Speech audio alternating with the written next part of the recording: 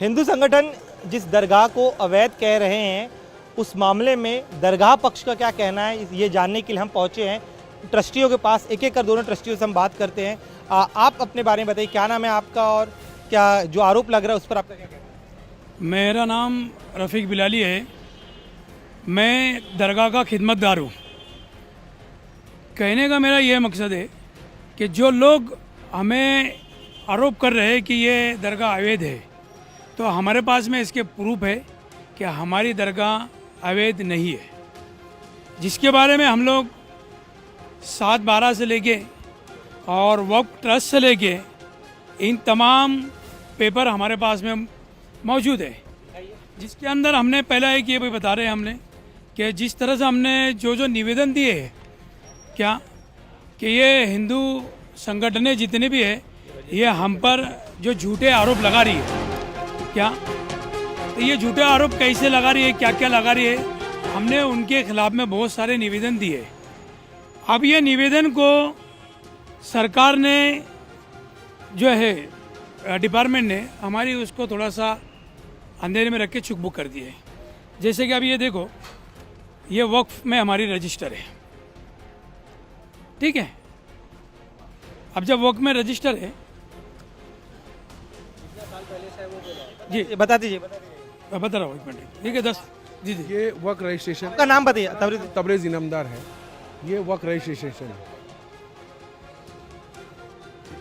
अब बात ऐसी है कि श्री रामचंद्र के नासिक के सुंदर नगरी को दाग लगाने की जो कोशिश चालू है वो आज ना कल तो नाकाम होगी।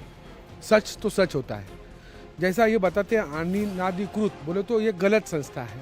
तो इसका ही प्रूफ मेरे पास में है कि ये 2010 के अंदर रिच सर रजिस्ट्रेशन हो चुका है ना। दूसरी बात ये है, क्या ये मामला दीवानी कोर्ट चल रहा था। कोर्ट के मामले के अंदर नगर पालिका और आजू बाजू की जो लोग हैं, जो रहवासी आजू बाजू के, और थर्ड पर्सन बोले तो जो बाहर के लोग हैं, इसमें कोई भी इसमें हस्तक्षेप नहीं करे, ऐसे ही कोर्ट का ऑर्डर था। अब नगर पालिका को ये चीज़ पता थी, हमने उसको कॉपी दे चुके थे कि भाई यहाँ पर स्टे है, जब तक कोर्ट का निर्णय नहीं आता, जब तक आप कोई भी कार्रवाई कोई भी चीज़ करने के पहले हमको सूचक कीजिए कि भाई यहाँ पर ऐसा कुछ मामला है या करना है नहीं करना है। हमारे को किसको बताया नहीं गया था। 4 से 5 महीना पहले इन लोगों ने हमको खाली मीटिंग को एक बताया था, टेंटोरी मीटिंग के लिए, पर ऐसा कुछ बताया नहीं था। अब ये हमारे पास में स्टे की ऑर्डर है। ये ऑर्डर आप देखो 480 सर्वे नंबर का है, ये ऑर्डर है, आप पढ़ सकते हो उसको अच्छे से। अब ये ऑर्डर के माध्यम से अभी तक कि आप जो मेरी जो बाइट ले रहे हो, अभी तक स्टे है वहाँ पर, अभी तक कुछ हटा नहीं है स्टे। इसके बावजूद भी नासिक महानगर पालिका वो किसके दबाव में, किसके प्रेशर में आके हमको नहीं पता। तो पर यहाँ पर ये ट्रस्ट के अंदर सब जात के लोग हैं। ये हिंदू परिषद या हिंदू मुसलमान का कोई मामला है नहीं। ये ट्रस्ट के अंदर सब जात के लोग हैं, 13 जात के 13 लोग हैं यहाँ पर, और मैं उनका चेयरमैन हूँ। अब दरअसल बात ऐसी है कि ये अनिकृत संस्था रही थी, तो ये हजरत सैयद सातपीर दरगाह का नाम 7/12 पे क्यों आता साहब? मोस्टली इम्पोर्टेंट बोले तो हजरत सैयद सातपीर बाबा का 7/12 पे नाम क्यों आता? तो भाई आपके मीडियम के माध्यम की मैं से एक से गुजारिश करूंगा आपसे कि भाई ये जो फेक न्यूज़ आ रही है, सच्चाई का दिखाना आपका काम है। आपकी हर चीज़ का फैसला आप ही बेहतर जानते हैं। आपसे सबसे गुजारिश करता हूँ, हाथ जोड़ के गुजारिश करता हूँ कि ये सच सबके सामने ला। आज जब ये महानगर पालिका के अधिकारी यहाँ पर आए तो क्या आप लोगों की उनसे बातचीत नहीं हुई?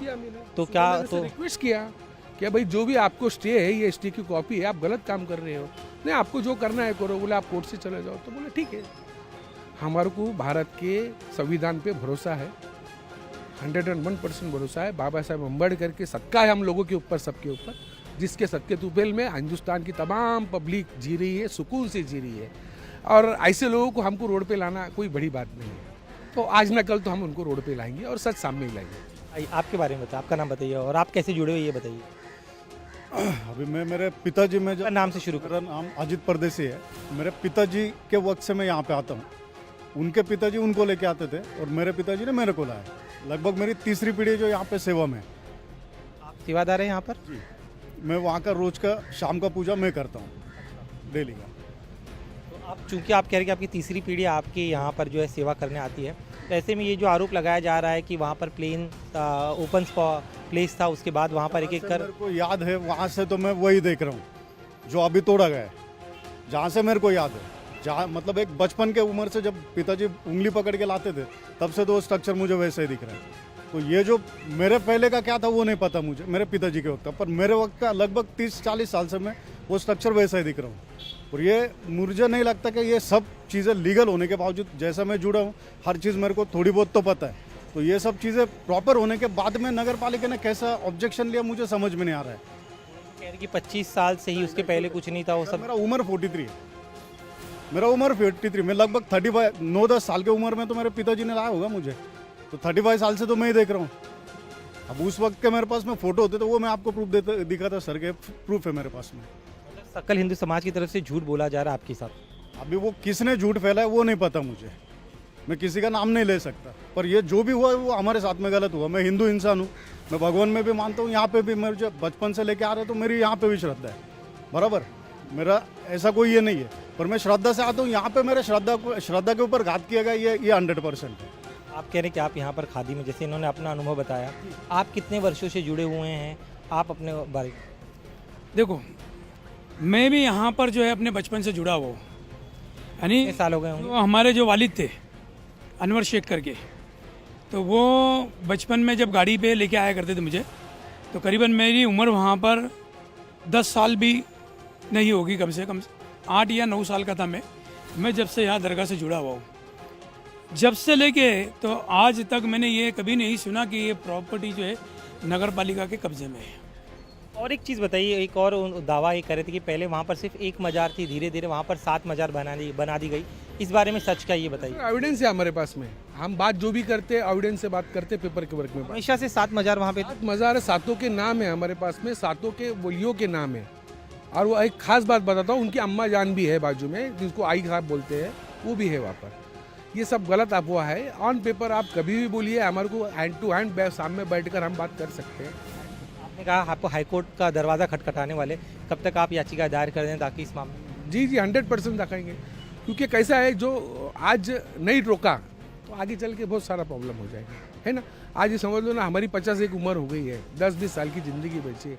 हमारे बच्चों का क्या है कि भाई आज हम लोग आवाज़ नहीं उठाएंगे तो आगे चल के हमारे बच्चे कैसे फेस करेंगे सब चीज़ों को लेकर। तो हम तो हाई कोर्ट की क्या बात कर रहे हैं सर, हम तो सुप्रीम कोर्ट में जाने की तैयारी करते हैं सर। हमसे बात करेंगे। तो सुना आपने दरगाह का पक्ष, इनका साफ तौर पे कहना है कि जितने आरोप सकल हिंदू समाज की तरफ से लगाए जा रहे सभी वो आरोप झूठे हैं, गलत है। इनके पास बाकायदा उस ज़मीन के कागजात है, वो दरगाह रजिस्टर्ड है, वक्फ के में रजिस्टर्ड है। ऐसे में सियासत के तहत ये पूरा मुद्दा उठाया गया। चूँकि इनका ये भी कहना है कि कोर्ट की तरफ से स्टे लगाया गया था, बावजूद इसके आज महानगर पालिका की तरफ से यह तोड़क कार्रवाई की गई है। तो ऐसे में इस तोड़क कार्रवाई के खिलाफ अब वो ऊपरी अदालत में अपील दायर करने वाले हैं। कैमरामैन सागर खाड़े के साथ दिनेश मौर्य, इंडिया टीवी, नासिक।